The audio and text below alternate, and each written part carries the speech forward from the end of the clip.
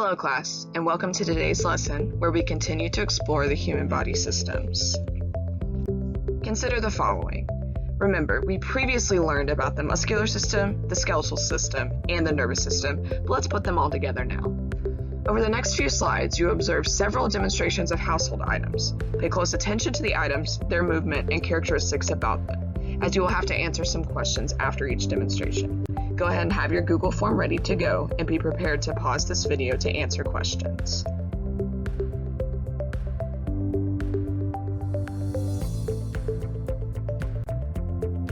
For our first demonstration, we start with a trash can.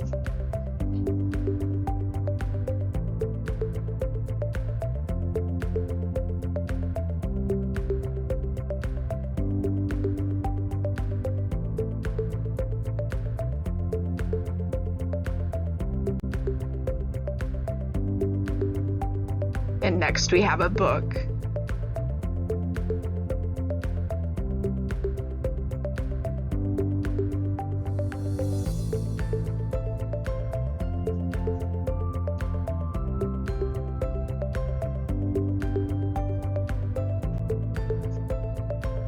The following questions are in section 1 of the Google form.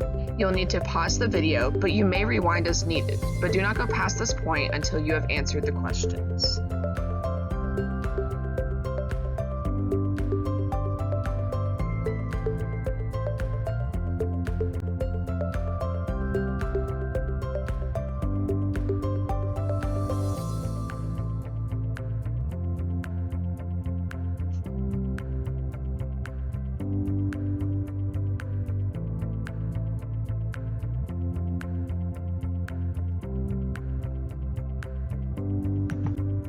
Next, we have our second demonstration, which begins with the bicycle, specifically the front wheel and the handlebars.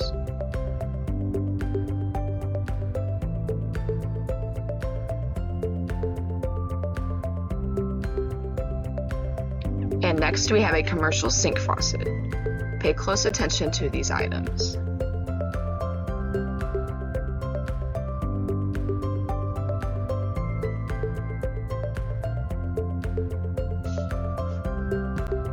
Let's go ahead and move on to section 2 of the Google form. You should already be here. You will answer the same questions regarding these previous 2 items. So go ahead and pause the video and do not move on until you have answered these questions. You may rewind as needed.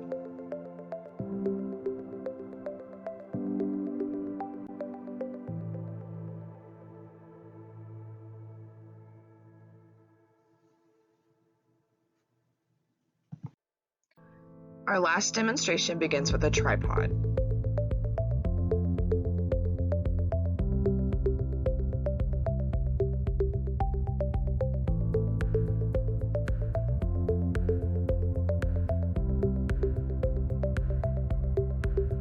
And next we have a shoelace in a shoe.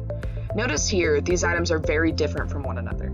Can you think why they would be used in the same demonstration? Again, observe both of these items closely and try to compare them to one another.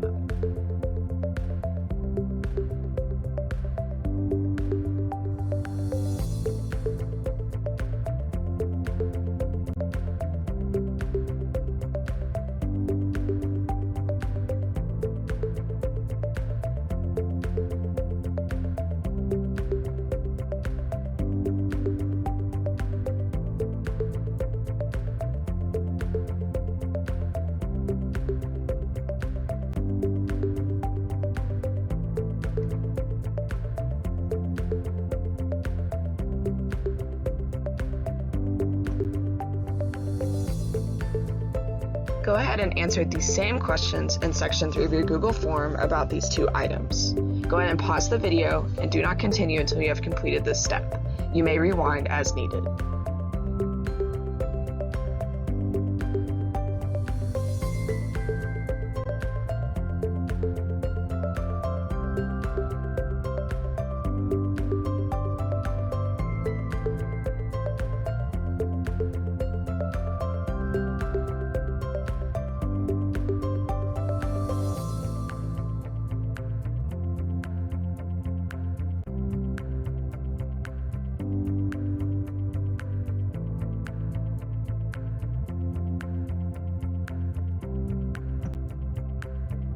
Let's now take our observations even further. As you probably noticed, each of these items from all of the demonstrations moved in some sort of way. Consider the direction they moved. Why do you think the range of motion and direction was affected for each object? And how would you compare and contrast these items in movement to the human body? Go ahead and pause this to answer these questions in your Google form. You may rewind to review the demonstrations as needed to help answer your questions.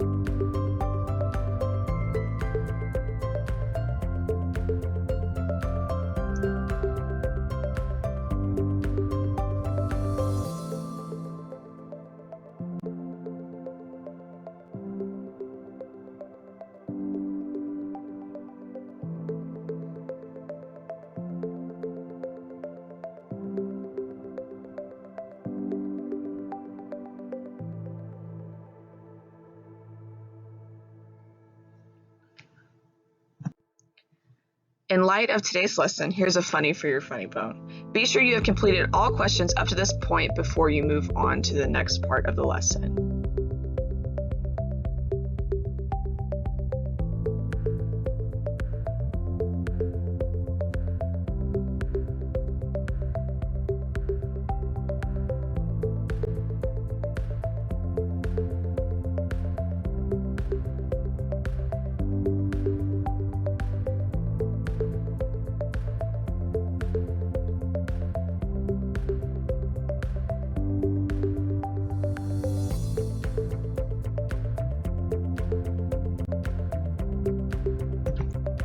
You're probably wondering, after looking at all of these random items, what do they have anything to do with our body?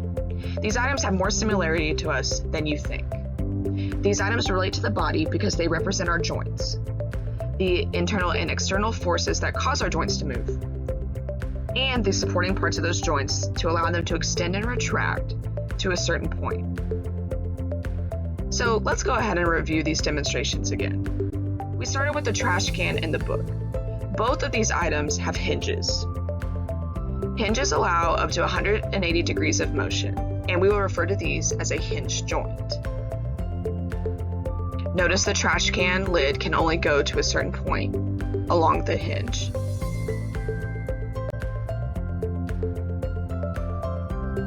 The same goes for the book. The book is restricted to a certain point. It can only extend and come back so far along a plane of 180 degrees. So how does this relate to our body? Hinge joints are found in the body, and they include the elbow and the knee. They're opening and closing joints that extend only to a fixed angle and no farther. Notice in this video that my arm can only extend so far, and the same goes for my knee.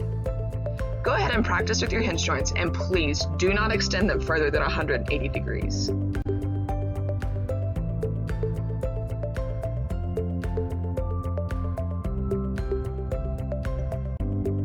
Next, we come back to the bicycle, as well as the faucet. Notice both of these items move left and right, and the faucet actually has a little more range in that it can go slightly back. These demonstrations represent pivots, and we will refer to them as the pivot joint. These allow a full range of motion strictly between two directions on a single axis. So with the bicycle, it can only move left and right, and the same goes for the faucet, although it's on a rounded joint, therefore it can go back slightly, but not all the way back. So in our body, we have pivot joints, and we refer to it as a rotating joint between two specific directions like we just noticed. The major pivot joint in our body is found at the neck, right at the base of the skull and the top of the spine, as well as our ankles. Notice I cannot turn my head all the way around, and the same goes for my foot, but it is strictly between two directions. Go ahead and move your neck and ankles. After all, stretching is good for the soul.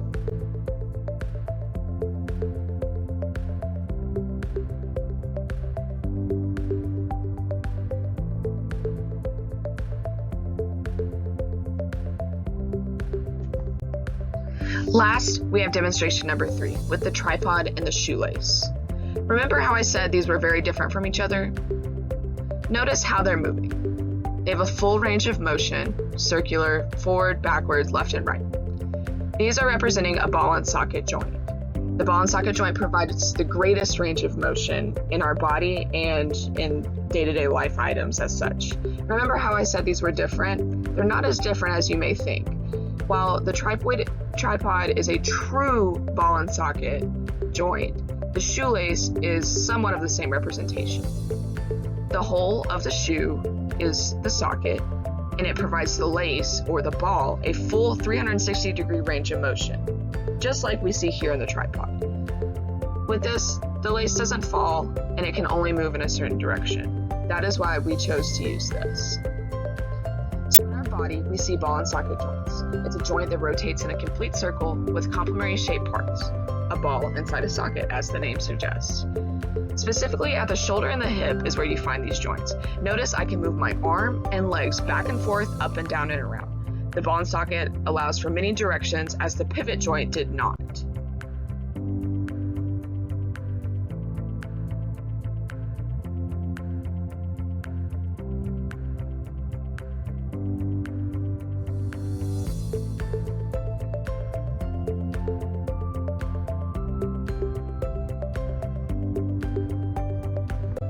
Let's recall what we have previously learned from multiple systems and put it together. The joints are a major part of our skeletal system that cannot work on their own. The muscular system steps in and provides guiding framework, such as muscles, tendons, and ligaments, to support the joint and allow the movement. This is also what causes the joint to only move so far in a particular direction. These items allow the joint to extend and retract to a certain point, and only so far.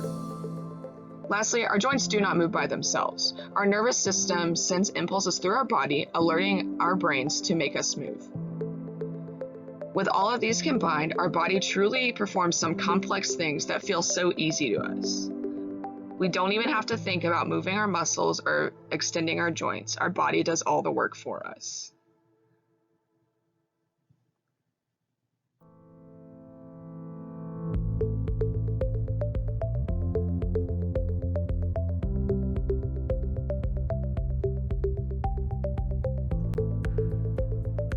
Now that we've put things together, I want to hear from you. Do you think the muscular, skeletal, and nervous systems work together to carry out complex functions? In your Google form, answer this question in the last section. Be sure to use evidence from today's lesson to defend your claim and reasoning about these systems working together. When you are finished, simply submit your quiz. Thank you and have a great day.